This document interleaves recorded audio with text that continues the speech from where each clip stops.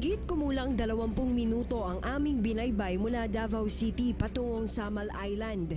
Pagbaba ng barge, agad kaming dumiretso sa Hagimit Falls. Bago makapasok, kailangan munang magbayad ng 5 pisong environmental fee at 40 pesos na entrance fee ang bawat isa.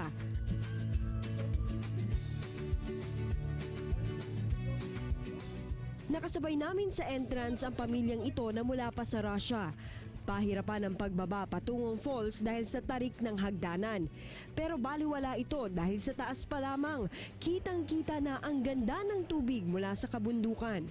Mas lumutang pa ang ganda nito na animoy kristal sa linis at linaw ng tubig nang marating namin mismo ang lugar.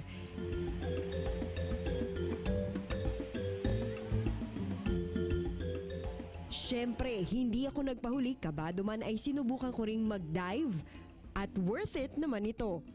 Inulit ko ang pagtalon sa mas malalim na bahagi ng falls kasama ang aking cameraman na si Jeff Tuazon.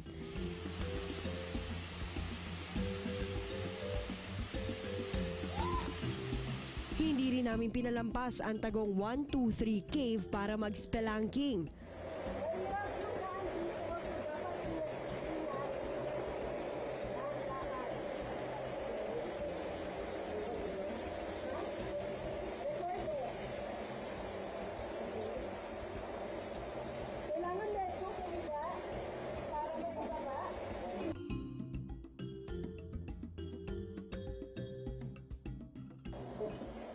Pagdating mo dito, meron 4 feet advance na tubig.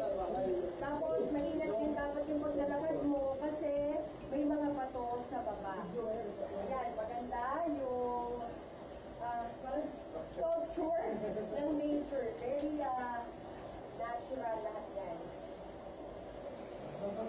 Kailangan mo rin ng malalim. Tulad ko, manghang-mangha rin mapa-local o foreign tourist sa Hagimit Falls. Yung Hagimit Falls, talagang maganda. Mag-feel mo yung nature. Saka yung mga tao rito, napaka-friendly. Pag may gusto mo ng assist talaga sila. Saka maganda yung maligid. And we really like it. It's really nice. It's completely different experience than the ocean. So fresh water, different energy. The water is really clean. We really enjoy it. We like it. Kapag low tide ang beach, madalas ang Hagimit Falls ang alternatibong paliguan ng mga turista. Garantisadong ligtas ito dahil may mga naka-standby namang lifeguard. Pero ang pakiusap lang ng mga nag-aalaga nito, huwag mag-iiwan ng mga basura upang mapanatili ang kalinisan at ganda nito.